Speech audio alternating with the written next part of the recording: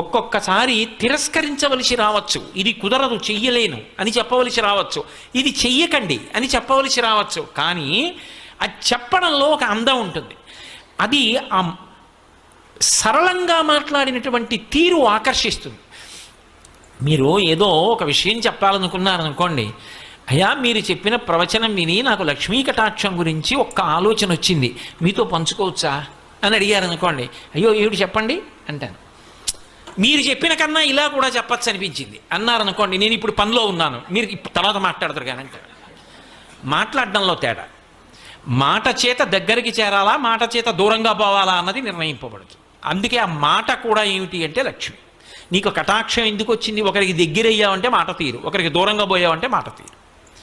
కాబట్టి మంజువాదిని ఆ మాట మాట్లాడడంలో, ఆ మంజులంగా మాట్లాడడం అనేటటువంటి లక్షణం ప్రత్యేకించి